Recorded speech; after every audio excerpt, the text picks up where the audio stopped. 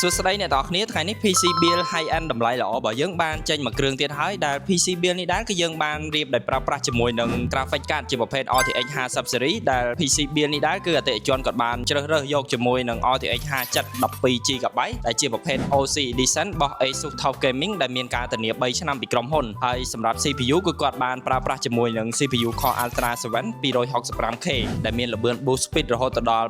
5.50 GHz ដែលមានល្បឿនលឿនមែនទែនសម្រាប់ការ render ជាមួយនឹង motherboard របស់ MSI Pro Set 890ដែលមានការធានា3ឆ្នាំពីក្រុមហ៊ុនហើយសម្រាប់ CPU cooling គឺយើងបានប្រើប្រាស់ជាមួយនឹងប្រភេទ Cooler Liquid របស់ Asus Prime LC 360ដែលមានភ្លើង RGB មកជាមួយផងដែរហើយតាក់ទងជាមួយនឹង RAM គឺយើងបានប្រើប្រាស់ជាមួយនឹង RAM ដែលមានទំហំ 32GB ដែលជាប្រភេទ DDR5 ដែលមាន bus speed 6000របស់ XPG ហើយមានភ្លើង RGB មកជាមួយផងដែរដែលស្រស់ស្អាតមែនទែនហើយតាក់ទងជាមួយនឹង storage គឺយើងបានប្រើប្រាស់ជាមួយនឹង storage M2 Mate ដែលជាប្រភេទ PCIe ដែលមានល្បឿន read write លឿនមែនទែនធ្វើឲ្យ PC Build មួយហ្នឹងគឺដំណើរការល្អមែនទែនចំណែកឯ power supply គឺយើងបានប្រើប្រាស់ជាមួយនឹង power supply ដែលមានទំហំ 1200W ហើយសម្រាប់ cache វិញគឺយើងបានប្រើប្រាស់ជាមួយនឹង cache ជាប្រភេទ ATX ដែលស្រស់ស្អាតមែនទែនហើយក៏មានជាមួយនឹង fan RGB មក7គ្រាប់ផងដែរដែលធ្វើឲ្យ PC Build មួយគ្រឿងហ្នឹងស្រស់ស្អាតហើយបញ្ចេញកម្ដៅបានល្អសម្រាប់តម្លៃរបស់ PC Build ហ្នឹងដែរតម្លៃរបស់វាគឺត្រឹមតែ$2000ជាងតែប៉ុណ្ណោះបើសិនជាអ្នកទាំងអស់គ្នាចង់ build ជាមួយនឹង PC